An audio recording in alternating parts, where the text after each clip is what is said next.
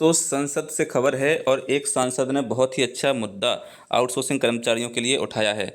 आप किसी भी राज्य के आउटसोर्स ठेका अस्थायी कर्मचारी हैं तो आपके लिए ये बहुत ही महत्वपूर्ण मुद्दा है और ये जो है अब विधानसभा यानी राज्यों से निकल के केंद्र सरकार और देश में पहुंच चुका है। तो जो चंद्रशेखर आज़ाद हैं उन्होंने कुछ दिन पहले समान काम और समान वेतन को लेकर के जो है संसद भवन के बाहर बैठ कर के मांग उठाई थी। आज उन्होंने एक बार फिर से अपने ट्विटर हैंडल, फेसबुक हैंडल और सभी जगह इन कर्मचारियों के लिए जो कंपनियां हैं या जो सरकारी विभाग हैं आउटसोर्स ठेका अस्थायी संविदा कर्मचारियों से 8 घंटे की बजाय 12 घंटे काम ले रहे हैं, उनके खिलाफ आवाज़ उठाई है और इसको बहुत ही गलत बताया है।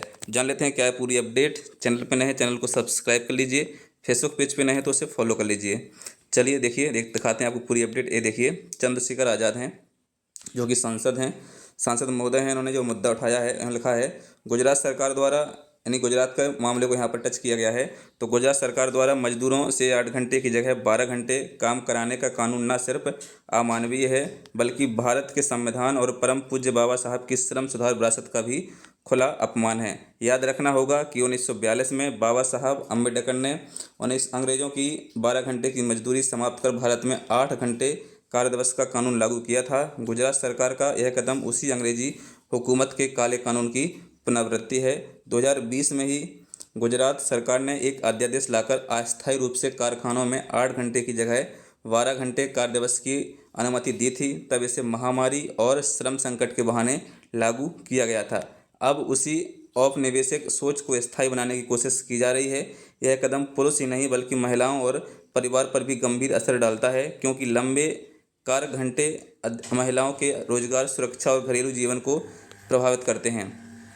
यह कानून केवल ऐतिहासिक और संवैधानिक विरासत का उल्लंघन नहीं है बल्कि मजदूरों के शारीरिक और मानसिक स्वास्थ्य पर भी सीधा हमला है।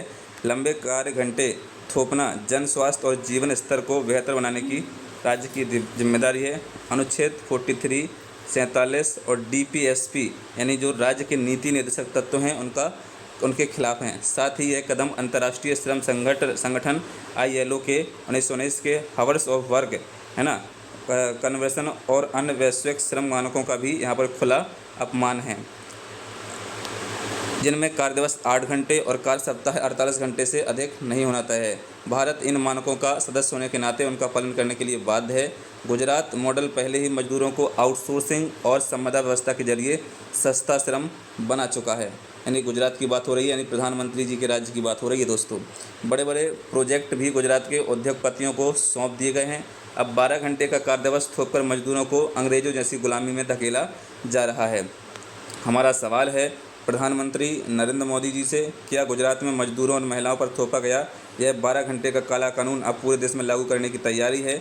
हम स्पष्ट चेतावनी देते हैं कि मजदूरों और महिलाओं की पीठ पर उद्योगपतियों को मुनाफा लादना बंद कीजिए।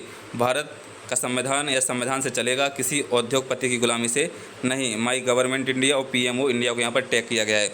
वहीं दूसरी बात दोस्तों, उत्तर प्रदेश से है जहाँ के वहाँ के उत्तर प्रदेश के ऊर्जा मंत्री का एक बहुत बड़ा बयान आया है। उन्होंने कहा है कि जिन आउटसोर्स संविदा कर्मचारियों की छटनी की गई थी, जिन्हें नौकरी से निकाला गया था, उनको वापस रखेंगे। साथ में जिन लोगों ने इनकी छटनी की थी उनके खिलाफ कार्यवाही होगी। जी हाँ दोस्तों, ये देखिएगा लखनऊ से बहुत महत्वपूर्ण अपडेट है।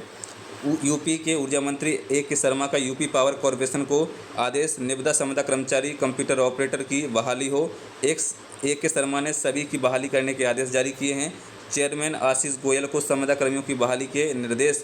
यूपी पावर कॉरपोरेशन से जुड़े सभी डिस्कॉम के लिए आदेश नोडल कमेटी MD DVVNL द्वारा की जाएगी। आख्या मिलने के बाद बहाली प्रक्रिया संभवतः शुरू हो जाएगी। तो दोस्तों, उत्तर प्रदेश के आउटसोर्स ठेका अस्थायी कर्मचारियों के लिए बहुत बड़ी खुशखबरी है।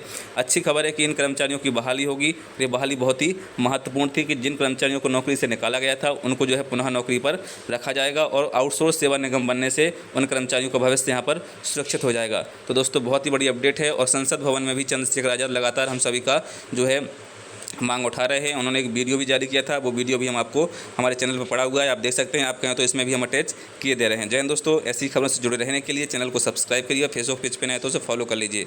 Thank you.